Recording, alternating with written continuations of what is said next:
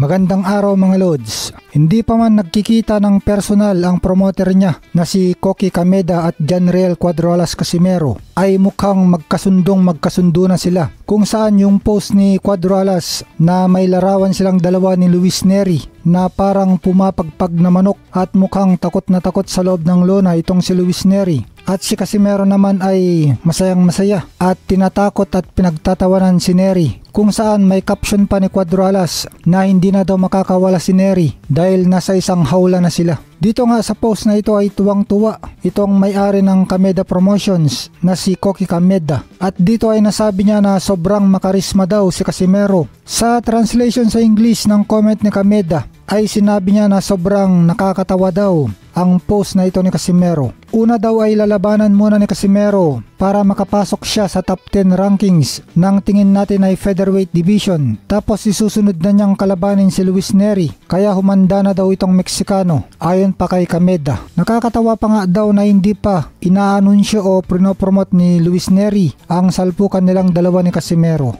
At ito nga, may post na bago itong 3150x/Bomo Promotions na pumirma na rin ng co-promotion contract si Luis Nery ng Mexico na 2 Division World Champion pagkatapos pumirma si Casimero. At abangan daw natin ang mga future developments. Abangan natin ang mga susunod na pangyayari. Kaabang-abang ito mga Lods. Tinawag pa na Philippine Bad Boy si Casimero at Mexican Bad Boy naman si Nery. Kaya labanan ito ng mga bad boy sa pagitan ng Pilipinas at Mexico. Itong sinabi ng Kameda Promotions na nagtataka sila bakit hindi pa inaanunsyo ni Luis Nery ang salpukan nila ni Casimero, na kung susuriin natin ay ibig sabihin kasama na sa kontrata ni Casimero at Nery ang kanilang nakatakdang bakbakan. Base sa mga serya ng post ng 3150x/Bomo Promotions, tingin natin ay isasabak na agad ngayong taon na ito sina Janriel Casimero at Luis Nery sa kanilang volume number 7 event na gaganapin sa bansang Kyrgyz Republic, na exposure para sa dalawang mandirigma na gaganapin outside ng Japan. Tingin natin na mapapasabak si Cuadrolas kay Japanese WBO Oriental Featherweight Champion Mugicha Nakagawa na may record na 31 wins, 11 losses, 2 draws at 20 knockout. At si Luis Nery naman ay tune-up fight, paghahanda para sa malaking salpukan nila ni Angas sa Japan. Natutuwa si Kameda na maingay si Casimero sa social media at prinopromote nito agad ang laban nila ni Luis Nery. Kaya nagtataka itong si Kameda na hindi pa nagpropromote si Luis Nery. Tamang-tama daw si Casimero sa kanila kasi maangas ang Pinoy na 3-time world champion dahil maangas din ang kanilang promotions. Samantala sa bagong post ni Cuadrolas, nagpasalamat siya sa kanyang boss na si Koki Kameda sa pagtitiwala sa kanya at tinanong niya kung kailan ang strategy meeting nilang dalawa.